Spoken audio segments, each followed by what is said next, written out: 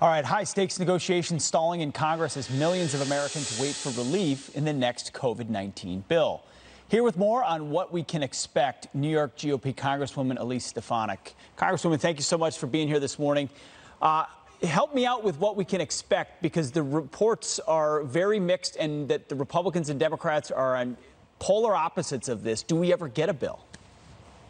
I'm optimistic that we come to a negotiated compromise. The Republicans have put forth a robust plan to fund our school districts to make sure that our kids can safely get back to a learning environment. I know that's important for students in my district.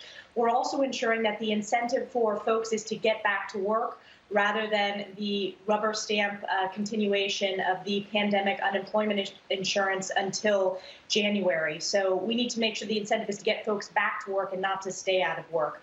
The big difference, though, is Nancy Pelosi wants to shovel trillions of dollars out the door. We have a much more focused plan to make sure that the resources are where they need to go. I'm optimistic we're going to continue to work on a negotiated compromise. Congressman, is liability protection for businesses if they open, is that a red line, something that must be in the bill from your perspective?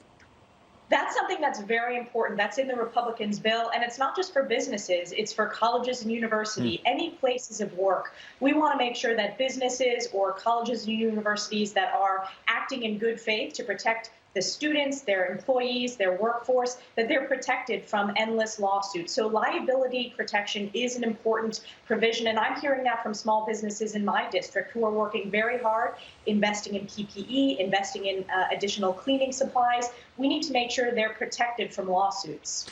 Speaking of, it's not your district, but it's New York State. I have to ask you about Governor Cuomo.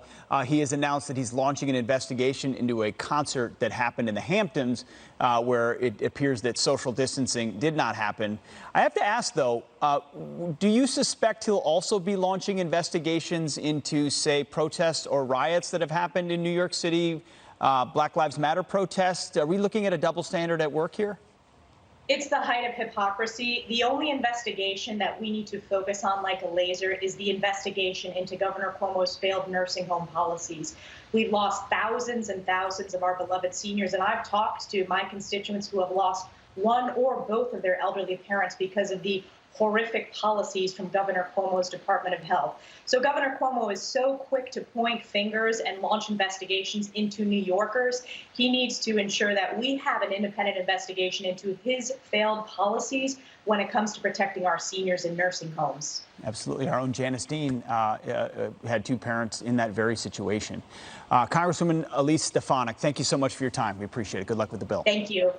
You got it.